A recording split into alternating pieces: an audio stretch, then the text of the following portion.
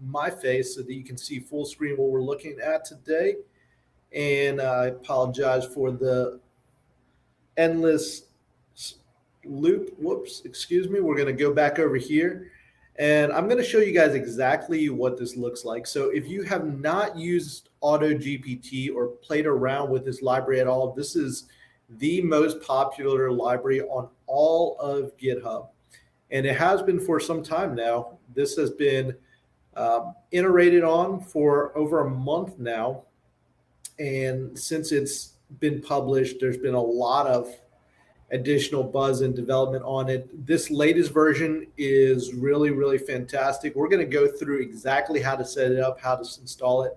I'm going to show you guys how to do it cold on this laptop that I'm working on. So today I don't have a dual screen. Working on my new office, so really excited about this space. We just moved in over here and getting some things set up pretty bare today. But let's go ahead and dive into exactly what this library is. So if you come over here, you run a Google search for Auto-GPT, you're going to come across this GitHub repository from Significant Gravitas. This is exactly where you want to be. You need to have Python installed. This is going to be a dependency. So if you don't already have it, come over here, come to downloads, download the latest version, go ahead and install it. Once when you install it, I'm going to go ahead and jump over here. You're going to have this file. Just double click. I'm going to go over here, show you, you just install, set it up. Make sure you have add Python to environment variables. That's going to be really important. You can do some of these other installs, not necessary, but I've already got it installed, so I've got the latest and greatest. Make sure you have that set up. Okay, so that's the major dependency, python.org. You can get that installed. But assuming you've got all that, let's go ahead and close that out. You're going to want to come to this GitHub repository. So I know some of you guys might not be as code literate, but that's okay. They have made this latest version really simple and easy to get access to and download and install. So we're going to go through and work through exactly what that looks like. So what you want to do is you want to navigate down here to this section right here. And this is the 3.1. This is the latest release. You're going to want to click on that and come over here. And I'm doing this for the first time with you guys. I'm really excited about all these changes that they've published and everything. We're going to walk through exactly what that is. But I'm going to come down here to the assets. I'm going to click on this, and it's going to download that new package and everything. And then we're also going to come down here and scroll down back on the main page. And you'll come down to this quick start, and you'll see installation instructions, documentations. If we click on that, that's going to take us to this information over here. So one thing you do need to do is get an API key from Auto AI or Open AIs. And if you come over here, I've created a new key. I've not even used it, but I went ahead and created this ahead of time just so that nobody's copying my secret key over here. But you can see I've got it for remote, never used, created it today, and just went ahead and set that up ahead of time. So we're going to be following these instructions on here. And it does recommend now in this latest version that you run everything in a Docker container. I highly recommend that you guys follow those recommendations, instructions. I'm not doing it today just for simplicity's sake. This is a laptop dedicated for GPT, AI, AGI type development. So I'm not really worried about anything happening on this machine. That's what this computer is for, experimentation, everything. But I highly recommend that you guys check out getting a Docker set up on your local machine so that you're not going to break anything, you're not going to have any issues, and it will allow you to run local code. So this is going to walk you through those exact instructions on how to set that up. But what we're going to do is actually set it up without Docker. And we're going to have this environment file over here that's going to be created. I'm going to show you guys what that is. I already have my own version that I've already created. And I've already got my API key plugged in.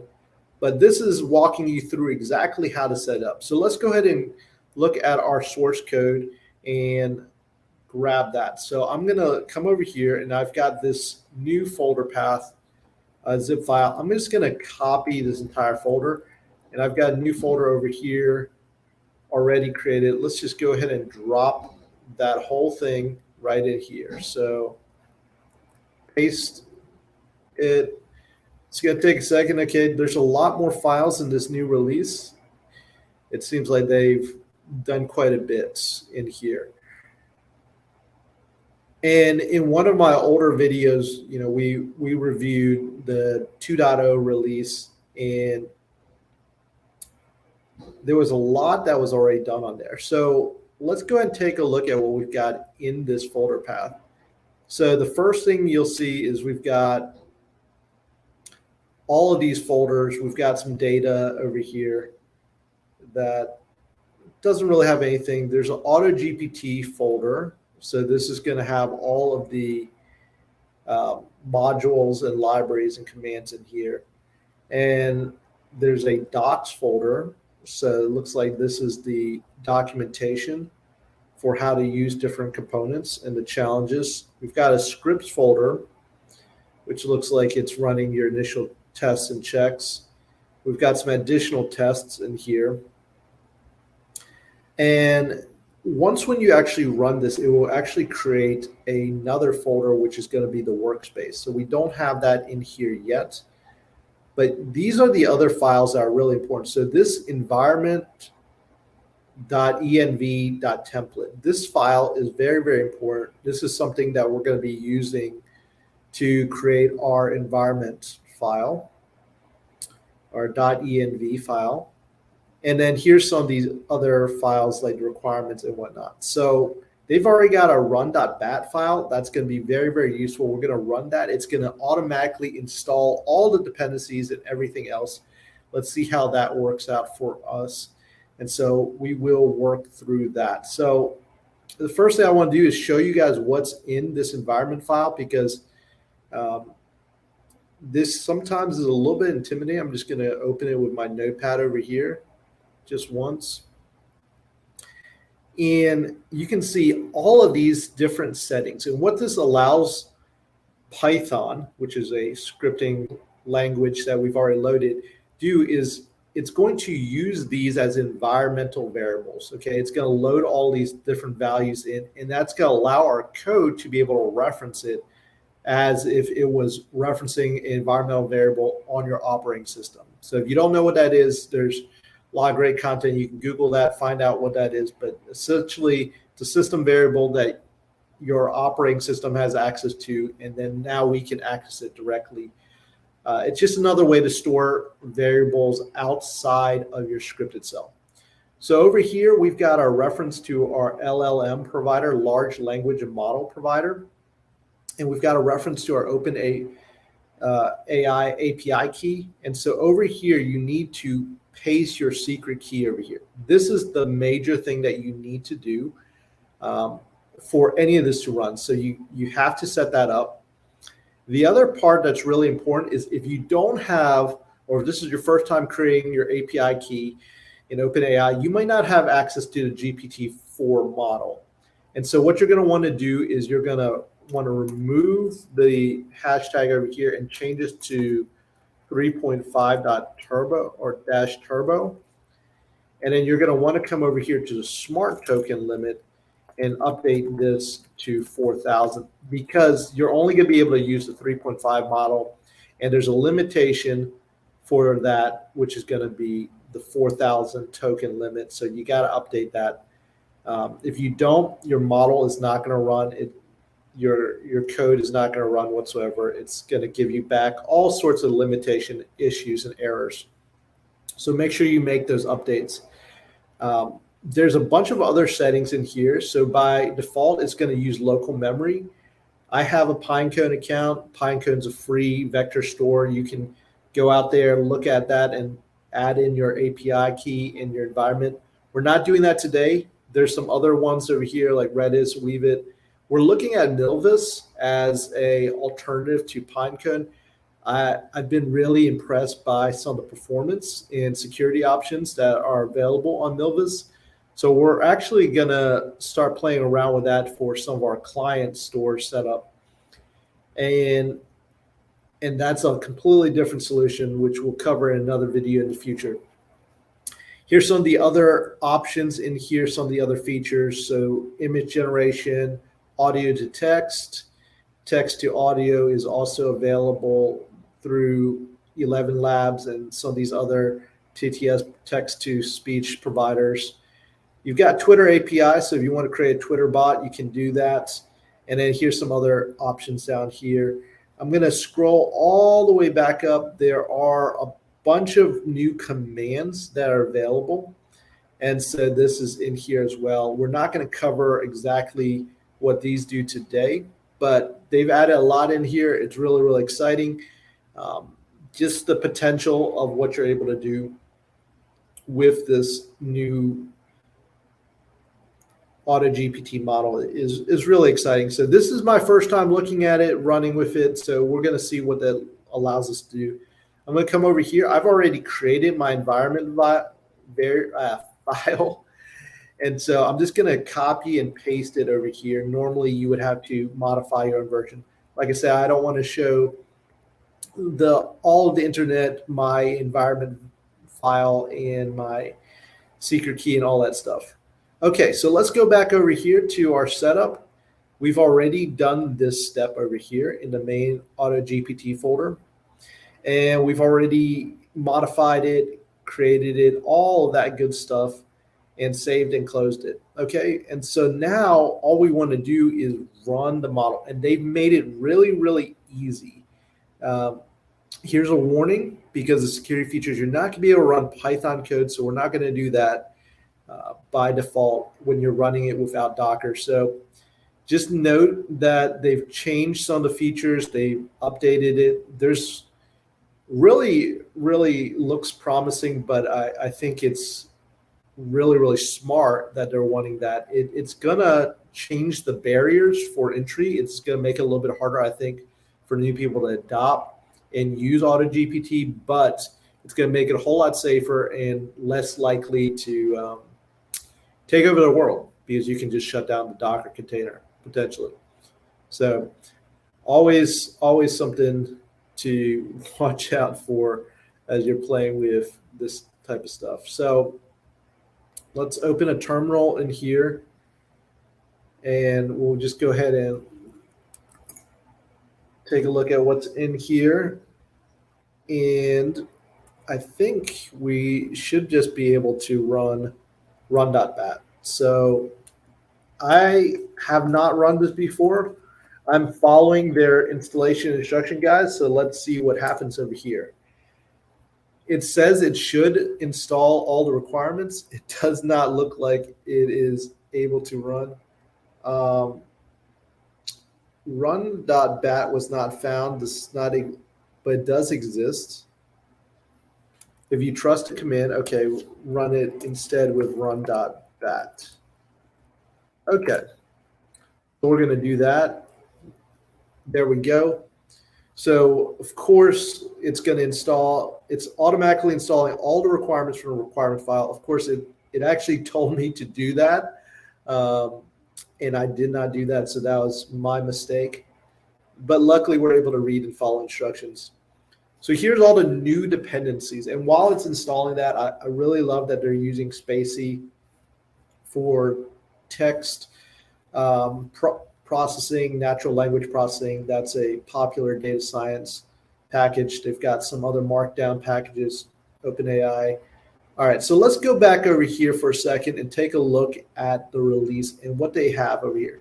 So one of the things they announced in 3.0, or 0.3.0, is that they weren't going to be really releasing a lot of new updates other than trying to solve for memory challenges. So there's within their, what do you call this, documentation over here, they've got introductions of these memory challenges and things that they decided are critical that they're trying to solve for. So just adding more long-term memory, adding retrieval, that's something that they're really, really focused on in these new releases. as well as incorporating Docker into it. So as we mentioned before, Docker is now required in order to run Python scripts, and there's additional limitations on what's possible if you're not using Docker. So in a later video, again, this is my first look at the newest release. We'll probably set up an environment with Docker and go ahead and have everything installed over there so that we can use all the functions. So additional logging, that's useful. So Edge has been supported. Okay, they've added that. You have the ability to disable commands via the environment file. So that's really, really nice. We saw that. We've got some options in there. Script. So they created and updated the script file. I never looked at the 3.0 version. I had seen that release. I think it was about a week or 2 weeks back, but we were already deep into 2.1 and using that for some of our testing and some of the business use cases that we've been building out. So haven't really looked at the 3.0 version. And I'm going to keep saying 3.0 instead of 0.3.0, but I think you guys know what I'm talking about. So over here, it looks like they've got some bug fixes that they made. And there's a deny list that's available for plugins. So that's great because the plugins were kind of like the Wild Wild West. You know, this is all very, very new, but you can create your own plugins for it. And then there's a continuous integration pipeline that's been set up and updated for that. So that is very cool. So fixed all the volume mount integrations. Okay, some of these disabled commands.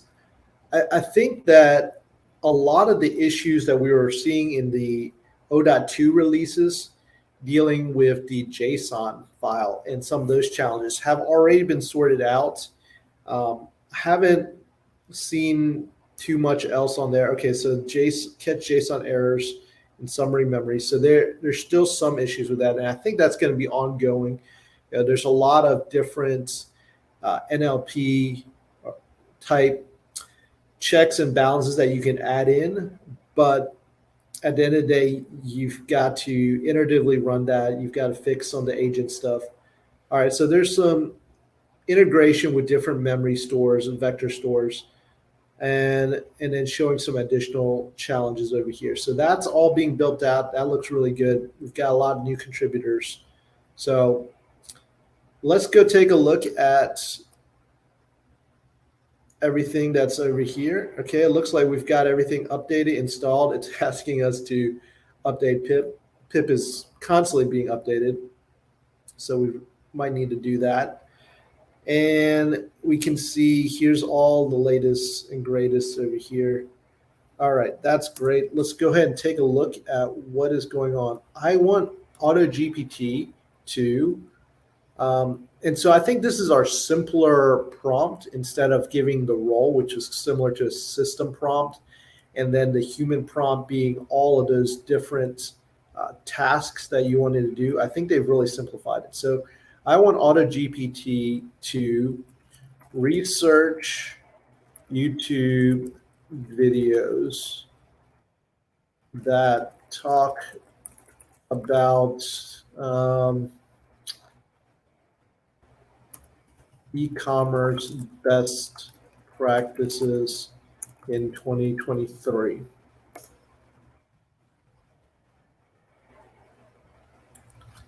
So let's see what happens over here and what we get back from Auto-GPT. Again, this is first time I'm using this latest version. Let's see what comes back. I'm hopeful that it's gonna, okay. So it actually developed the name, the role, and the goals. And so this is really cool. So it took that initial prompt that I gave it, what I wanted to do, and it developed its own role, name, and goals. And this is going to be stored in that Auto-GPT YAML file, yet another markup language. And that file over there is going to save all these roles and goals. And so if I really like the results of this particular search result and this run, then it will actually save that role and I can reuse it in the future. So that's really helpful. All right, so we've been able to get started. This is giving me back what GPT is thinking about, right? So before we begin, let's start by researching the latest e-commerce trends and best practices for the year 2023. This will help us identify areas of focus and determine the most relevant tasks to pursue. Okay. And here's the reasoning: it's researching the latest trends. Okay. Stay ahead of the curve. And then here's the plan. So here's the really cool part: it actually comes up with a plan, right? Conduct thorough research on the latest e commerce trends and best practices. It analyzes and evaluates credibility and relevance of the sources. Okay, that's interesting. I don't know how it's going to do that. Provide a concise and organized summary of the key takeaways. Fantastic. Identify any knowledge gaps or areas of uncertainty and provide recommendations for further research or clarification. And then continuously monitor and update research findings to ensure the information provided remains relevant to us, relevant and useful. Sorry. Continues on the next line. Criticism. Okay, so this is kind of like the counterbalance.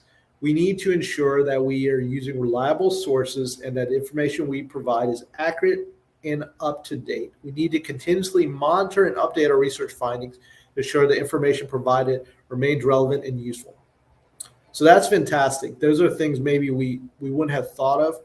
This thing has come up with its own thoughts and plans based off of Chat GPT. And then this is the next action it's going to take. It's going to use Google to query latest e-commerce trends and best practices for 2023. And then now we get to tell it whether or not we authorize the command, authorize it for a number of commands, use run self feedback command. So that's a new feature, and end to exit the program, or we can just enter feedback. So if we want to enter back, say, no, we don't like this command. That used to give it a lot of issues. I'm sure this is a lot better. So let's go ahead and say, yes, authorize this command. And it's running a search. Okay. That's the search result that's coming back from the system. It's thinking, so it's submitting these queries or some sort of prompt back to ChatGPT to get its insight, right? And it's going to take that and process it based off the system's search result, what we got back from Google. And it's going to think about it and it's going to process it and figure out what to do next. So it's going to take a little while because it's calling the ChatGPT API and it's waiting for it to get a result back. So let's give it a second and see what we get here. While we're waiting for it, you can see it's really interesting. It's pulling back all these links and it's got the different headers. All right, so let's analyze the sources we found to determine which ones are credible and relevant. Okay, and then here's its plan. So it updated its plan, analyze the sources we found. So that's a little bit different from what it was doing before because initially it was researching. So now it's got some new steps in this plan. So it's going to analyze code. So it's actually going to use this code to analyze. So let's see if it's actually going to be able to run that because it's using, looks like some Python to run Beautiful Soup to parse out this particular website. And that's Forbes. That might be really interesting. I don't know if it's going to be able to process Forbes. Forbes has some challenges when you're trying to scrape their content. At least I've ran into it in the past.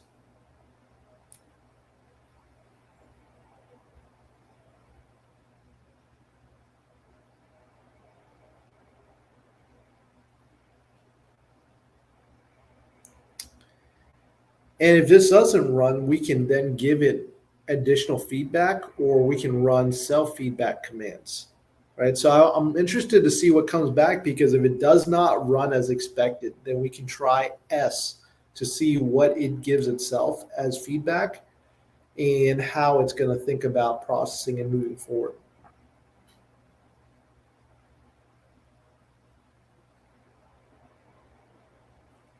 Okay, so what I did notice here is that before it actually runs the code, it's using an analyze code command. And so in this case, it's evaluating the code to make sure that the code is going to run properly. And then it actually makes suggestions on how to improve the code.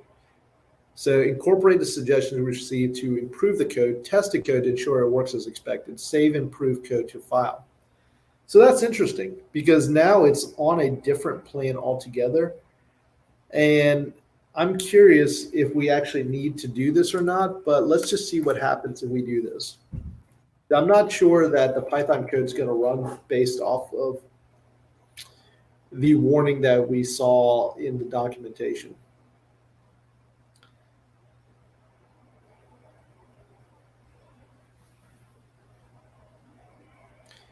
So while that's running, I'm just going to do a quick time check to see how long this video is going forward. 26 minutes in, so not too bad.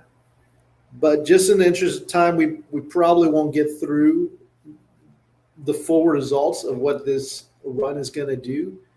But you guys can see that it's actually able to think through and come up with a plan, use some of these commands that are available to it that allows it to be agentic and allow it to run code, run different processes.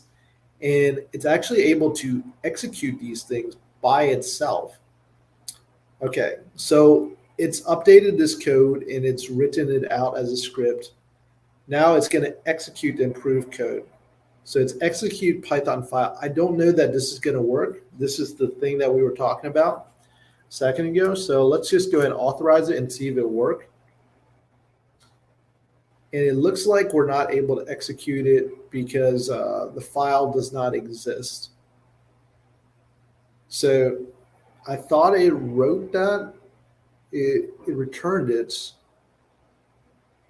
but it did not execute it. So it needs to actually write that to a file. So it said it was going to save the improved code, but it never had the command to write that to the file, right? It just said execute Python file, but the file was not created yet. So let's see what it comes back with here. So we definitely need to get this code right here into a file. Now we could copy this ourselves. So we can see there's a little bit of a gap in the file. And the other thing we could do, and this is something you can do with LangChain, some of the projects that we work on, we're implementing the code directly ourselves. We're writing, scripting it out so that it's less subject to error like this, things that we're seeing right here. But we're actually using a local shell to run those commands. And so we can just take that whole code base and run it. But let's see what happens over here. So we've got this improved code. It tried to execute the file. It could not. So here's what it did for the next thing. It said that the command did not exist, right? So that's the feedback that we got.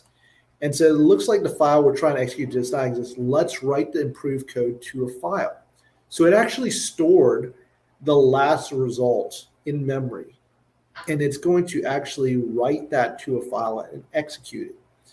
So here's the next command. Write to file is going to be the command, and it's going to write it to our folder path over here. So that looks like it's going to work as expected, as far as I can tell. And so we're going to file written to successfully. So now we should have the file. It executed this command. I don't see anything too crazy over here. We already know that it's analyzed this code, and we expect it to run as it's been designed to do. So let's take a look at what it does next. It should execute this code to test it, right? So the plan is write, execute, and verify the code is formatted properly, handles exceptions, returns the parsed HTML. It's going down this kind of wonky loop or lane, but it does look good. So we're able to write it. Now it wants to execute the Python file. Let's do it. And here's what we were talking about.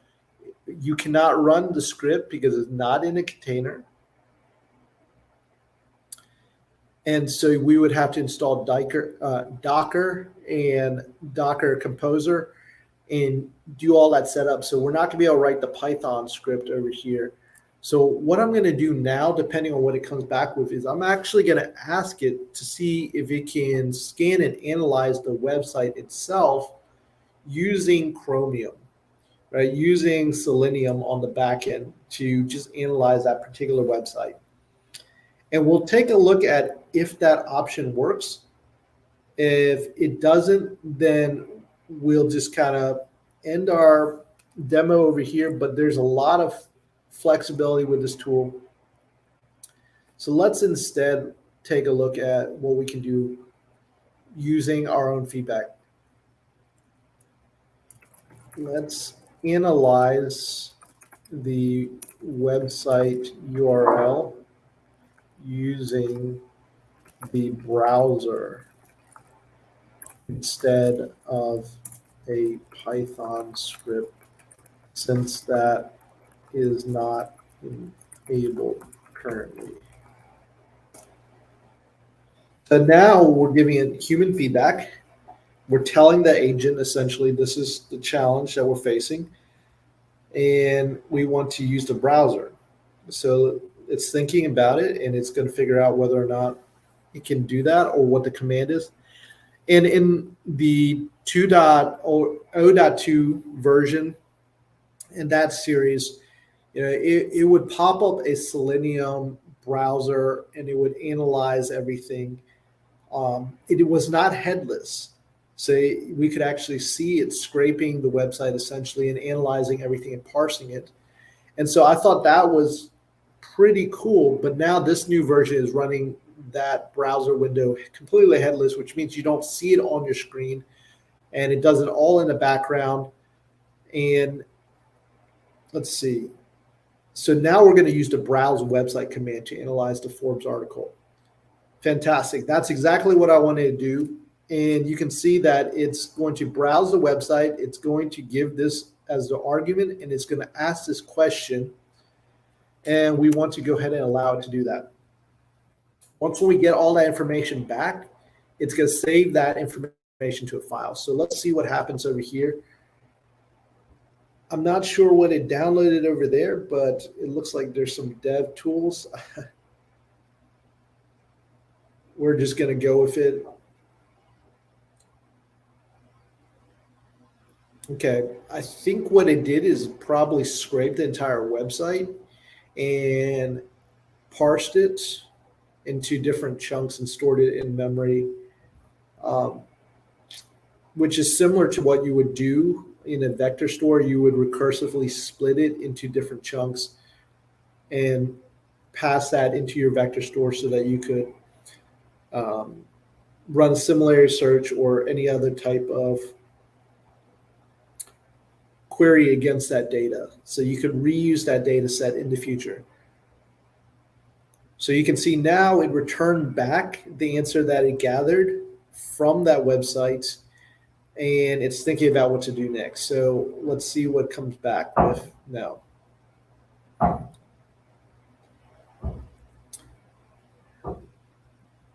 And what's really amazing is you could potentially let this run iteratively on its own, continuous commands. I don't recommend it unless you've tested the prompt out and you know exactly what it's going to do. But what's really, really interesting about how this is running is if you give it the right command and sequence and everything, it can start to learn how to process it all by itself and think about it without you having to do anything. So a lot of research tasks can be completely automated. And even generating a bot for Twitter and everything could be automated without using other third-party software. So this is a really cool system. So again, this is trying to analyze code. I'm not sure why it wants to use the code again. Now that we've gathered information on the latest trends, we use the analyze code to command to analyze the text and extract the key takeaways. Analyzing the text and extracting key takeaways can help us identify most important information. Yeah, I don't want to analyze code though, so I'm not sure why it's doing that. So I think it's because maybe how it was returned. So let's tell it to instead, write the code details back to a text file and continue with next search result.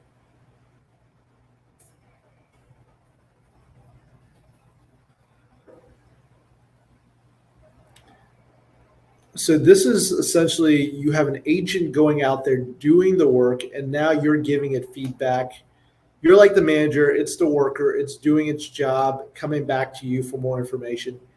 I think as you get better at prompting it, as this system gets better, you're going to find that you can actually replace a lot of those research-based tasks, posting tasks, in different types of text-based activities with this system right here. I've played around with some of the older versions. We've built out some solutions where it's very, very good at researching if you give it a very specific domain. Um, okay, so now it's going to write out the trends. Yes, let's go ahead and do that. And then so we should be able to see the written file. So I'm going to go ahead and go back to our file path because it looks like it's written out completely there. And I'm going to show you guys exactly where this file path is and where it lands. So you can go into the Auto-GPT folder. Then there's going to be this workspace right here. You can see if I open this with Notepad, this is all of the JSON that is being reported back as it's running and as a work file essentially. And it's even got the embeddings, which is really interesting. So it's producing embeddings from the text that we were looking at earlier. Here's that improved code file that it generated for Python. It's got a file logger, which is interesting. So this is the operation that I was running earlier.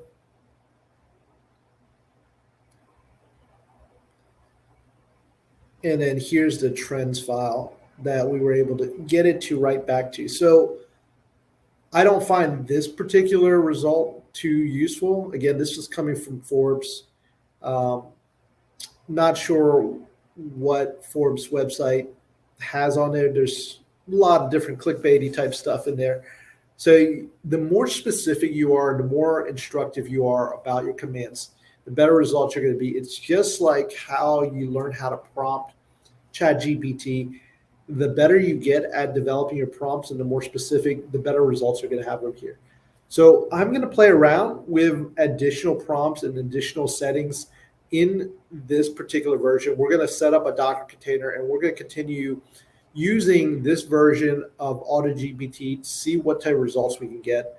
There's a lot of different use cases. I've seen a lot of folks using this for very, very different automated workflows altogether.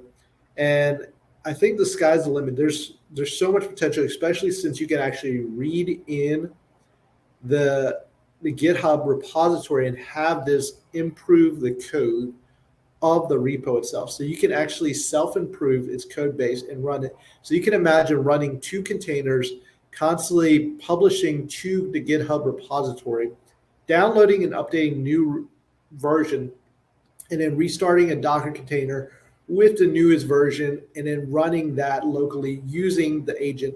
You could essentially have two agents improving itself.